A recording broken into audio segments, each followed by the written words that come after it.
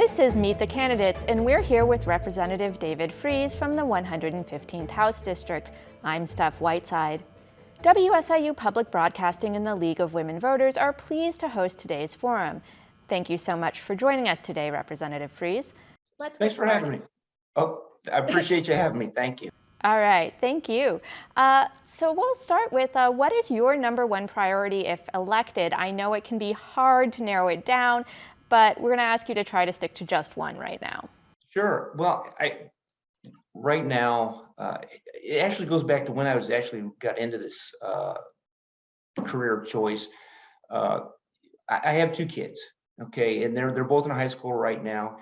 And at some point in time, they'll go to college and they'll go out and get a job. And unfortunately, right now, with the climate in Illinois, if they make money here in the state of Illinois, they can go, beyond its borders to another state and actually make the same amount of money, but have more take-home pay. So I would love to make the government more efficient, lower the tax burden and be a little more business friendly, because we've been in a process of depopulating for years. And if we're going to, survive, we need to turn that around. So what makes you an effective lawmaker that you would, continue to do if reelected? Well, that is a very challenging and almost impossible question to answer, because in the minority, as you know, we have very little say in what bills, one, go through the committee, and then two, get called on a House floor. I advocate for things I believe in, and I oppose those things that I don't agree with. So moving on to sort of current and recent events, the pandemic has really exposed disparities in education funding. So what would you do to make sure that schools in your district are able to meet the needs of the families and students? Well, I know we have advocated for changing how tax dollars go to certain districts. And I've actually talked to some of the Democrats in Springfield. When you have school budgets tied to property taxes, and you've got a very rich, affluent area, they have high property taxes and they can afford that. And then you've got a district or a school district, that is a little further away, that is a poor district. Obviously, they're not going to be funded the same way because it's the property taxes. We need to change that formula. Because obviously, if you live in a poor area, you should receive the same education that somebody does in a rich area. That's just, I think, just basic common sense to me. The state budget is another major issue in Springfield every year. So I want to ask you, what are three things that you would prioritize when it comes to the budget? First, this last budget is a good example. So we had additional money that we got from the feds. We did not pay down all of our unemployment trust fund liability. We should have done that, because that's going to have an effect on businesses in the area and employees. To make up that difference, we're probably either going to have to raise unemployment insurance or lower benefits. So that's first and foremost, we got to do that. Next, I would love to have a truly balanced budget. We have over $300 billion in pension liability out there still. I know the governor has touted this budget as being balanced, but when you've got that much liability out there, we really need to address that. I'm a firm believer in lowering taxes, because I think that would spur economic growth. Pritzker has done away with, or he's going to have a tax holiday on gases and groceries, and then also on when we return to school, there's going to be a tax holiday on certain items. Obviously he's doing that to help people out. Well, let's do that, permanently. It would help out everybody, especially in this time where, we are dealing with inflation that is 8% now. That we as taxpayers and the average working person could use a tax break. Oh yeah, inflation will probably come up later in these questions. But now that we've had a chance to talk about your budget priorities, what are 3 things that you would look at cutting? Oh gosh, great question. I hadn't even given that much thought. I think one of the things that I advocated for was pension reform. And I would consider this sort of kind of a cut. I think the state needs to get out of what I call the pension business. If you go to work for a private employer, you don't have a guaranteed pension benefit anymore. All these companies are transitioning to a 401k style program or retirement. And I think if the state did that, and I've had conversations with people in Springfield about that. Now, we can't do it for everybody. Teachers are a good example because they have their own system. They don't pay into Social Security. But I think for most state employees, I think we could and should do that. And I think that would help us out tremendously. So as you mentioned, while the economy is recovering from the early stages of the pandemic, inflation is on the rise. What would you do to help Illinoisans who are finding that their paychecks don't stretch as far as they did, even a couple months ago? Right. I don't know that there's much that we can do on the state level, because I think a lot of this is fueled, via federal policies. But if we're going to help people out, obviously everybody pays state taxes. Some real fundamental, serious tax relief would help out. Anything we could do to get money back into the pocket of average Illinoisan. Moving on to another topic, many people are pushing for more renewable energy, especially with the rising price of oil. At the same time, parts of Illinois have fossil fuel supplies that could provide energy for many years to come. What would you do to help ensure Illinois has a steady supply of energy, but also keep it affordable for Illinoisans? Yeah. I have a power plant in my district, probably 10 miles from my house, and it is slated to be shut down in 2025. If we're going to have good economic business, industrial growth, even manufacturing, we've got to have cheap, reliable energy source.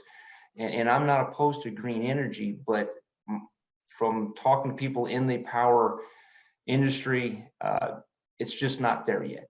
The other day, the wind wasn't blowing, the sun wasn't shining, and so solar and wind were not going to produce the energy that would be necessary to power, one, our homes, and two, any industry in our area. So in my opinion, I think we need to slow that transition down so we do have sustainable energy, whatever the source is. And we just received a memo this week or late last week that if you purchase energy here in Southern Illinois, the average residential customer is going to have a $500 increase in their yearly energy bill. That's it's just, that hurts. And you tack that onto a business who's going to have probably 20 or 30,000 tacked on to their annual energy bill. So what happens? That gets passed down to the customer. So we need to have good, sustainable energy. So COVID-19 has really changed a lot of things over the past couple of years, and one of those is the way that people look at healthcare and public health. What would you do to make sure the state is prepared to handle future public health emergencies? Well, one of the things I think that we really need to do is what did not happen this last time is the governor never consulted with the state legislature. He did a lot of things for 2 years by executive orders, and I don't think that was a proper way to proceed. We actually have people in the state legislature that are physicians. They have other businesses that may have had some really substantial input on this pandemic. So for starters, I think as an equal body, I think the governor or whoever the governor is should consult the state legislature. Thank you. So another topic is gun violence. That continues to be a problem for communities across the state. What would you do to address that while also balancing with Second Amendment rights? Yeah, as an advocate of the Second Amendment, I think first and foremost, if you commit a crime with a gun, especially a violent crime, I think you need to be punished. I think there's a deterrent factor there if the punishment is severe enough. So that would be first and foremost. I know there's been some criminal justice reform. I don't believe in some of the things that have been enacted, and yeah, we need to punish those individuals that commit gun crimes. Well, you just mentioned criminal justice reform, and that is actually our next question. Do you support changes to the system, including alternative sentencing options like drug courts? And what changes would you make to ensure safety while also making sure rehabilitation remains an option? Sure. As we mentioned prior to the interview, I am an attorney and I practice primarily in Randolph County. So I do support changes. It just depends on what that change is. To give you an example, I get appointed to cases where that DCF gets involved. I get appointed to represent either the parents or the minor child, and inevitably what happens is you have one or both parents using illegal drugs. DCFS get involved, take the child from the home, and I would love to see serious rehabilitation efforts made, because right now here in Southern Illinois, if somebody gets, they have to go to rehab, they have to go to Granite City or to Chicago for that. We need something here local, and we need to make really stronger effort for those people who do have addiction problems, to get them into the counseling, into therapy, and it's got to be at a facility. I would say a minimum of 30 days, and they've got to have some follow up, because from what I've seen, if you don't have, you can go through the 30-day or go to Gateway or someplace, but once you get out, if you don't have follow up outpatient treatment, you're going to relapse. So. And I don't know what that period would be, but we've got to have outpatient follow-up. All right. So recent events like the pandemic, again, and fighting in Ukraine have really shown how much Americans can be impacted by global politics. So what would you do to try and minimize those disruptions on Illinoisans? Well, obviously that comes to energy. We were energy independent prior to the current administration. President Biden has shut down some pipelines and things of that nature, and has actually discouraged the use of fossil fuels. Going back to prior statements, we're not there to where we can be 100% renewable or green energy, however you want to phrase it. So if we're going to be energy independent, I think that would go a long way to obviously limit any impact of that nature. And what do you do to make sure the concerns of your constituents are being heard in Springfield, considering how much the population density does skew toward the northern part of the state? Well, I listen to my constituents. I see them every day. I get out in the public. I see their emails, their messages, and I advocate for things that they believe in. And speaking of constituents, another concern people have is elections. What will you do to help ensure fair elections and access to voting for all people in Illinois? Well, me personally, I'm a firm believer in voter ID.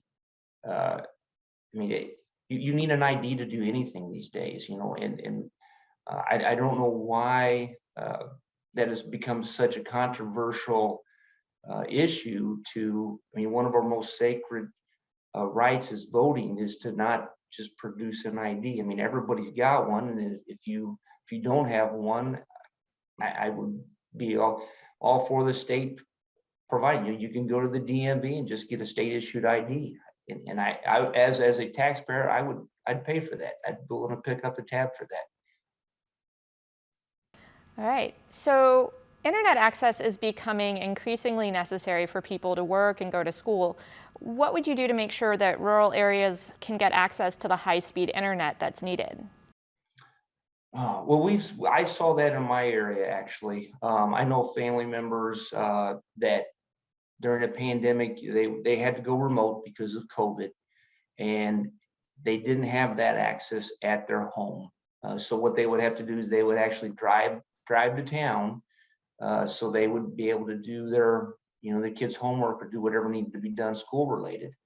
I'm not opposed to doing, seeing what we could do to grow the infrastructure to ensure that every square inch of Illinois has internet access. You've mentioned this a little bit earlier, but to get into more detail, COVID-19 has depleted the state's unemployment fund. And what would you do to try and, address this? Well, I mean, it's got to be paid. It's got to be paid back. And I think that this last budget, I really think that the governor missed an opportunity to pay that off in its entirety. But now going forward, since I think that we owe 1.8 billion still in that, I mean, it's got to be paid back. If we're going to keep our unemployment benefits at the same level, the state is going to have to budget more wisely and pay that back. And unfortunately, I'm actually we're going to have to pay interest on that in the meantime, until it is paid off. Thank you. So Illinois has some of the highest property taxes in the country. What would you want to do to provide relief to homeowners? I mean, I think we need, like I said, we need to restructure things. Specifically how that's done, I honestly don't know. But just overall, I think we as a state, we've come accustomed to the state doing everything for us. If the state would get out of our way, I guess is a way to put it, maybe do some less regulation, have less bureaucrats in Springfield, that would help economic growth, economic development, and I think in turn we could see our property taxes come down. So social services are another area that has seen funding depleted during the pandemic. What would you do to try and make sure all Illinoisans can get access to that help when they need it? I mean, it's easy to say, oh, well, we should properly fund that agency, whatever that may be. I think the private sector does things sometimes more economical than the public sector. So I would not be opposed to contracting out some of those services, whatever they may be. I think that would be one way to ensure that. Okay. Illinois has long had a problem with leaders being involved in ethics violations. What's your position on ethics reform? Well, we as Republicans, we have forth some ethic reforms. Unfortunately, we got a watered down, what we termed a watered down bill. I think it needs to be stronger. I would definitely, I've supported in the past, and in the future I will support ethics reforms. Illinois has had an image of not being very business friendly, which I think you've kind of alluded to. What would you do to help the state attract new businesses while also maintaining the ones that are already here? Yeah. So I've talked to a couple businesses. My district is Board of District, it borders Missouri. And I talked to an individual who does heating and air, and he says, look, Dave, he said, I pay my guys scale wages, but in the companies across the river, Missouri, they can outbid him. They can always come in with a lower bid. And two of the main factors is unemployment insurance and liability insurance. So those We, Uh, so those go, obviously, those are costs that he's incurred that he's got to pass on to his customer.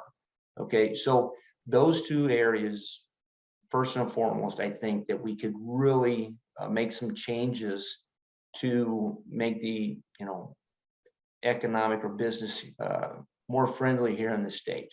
I know another trucking company, I see his trucks on the road everywhere here in Southern Illinois.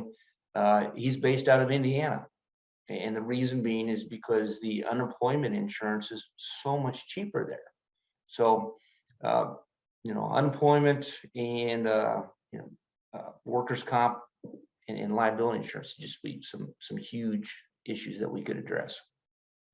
So you mentioned that you're involved with cases involving DCFS and parents. I know that there has been issues with the consent decree that's in place. What would you do to kind of reform the way things are handled? Oh gosh, I know. I'm glad It's a you big mentioned one, it. I know. Oh, it's huge, and I don't know that I can give you anything really specific, but I can tell you this: myself and several other legislatures, even on the Democrat side, are taking a serious look at this. And one of the representatives joked this is going to be our summer homework assignment to go through DCFS rules and regulations and come up with some serious reforms for that agency, because it's broken. It really is. Well, thank you so much for joining us today. We really appreciate you taking the time out of your day to talk with us. Well, I appreciate you having me. Thank you very much. Well, and thank all of you for joining us for Meet the Candidates. This has been Representative David Fries for the House District 115, and we'll be back next Thursday at 7 p.m., so tune in for more. For WSIU, I'm Steph Whiteside.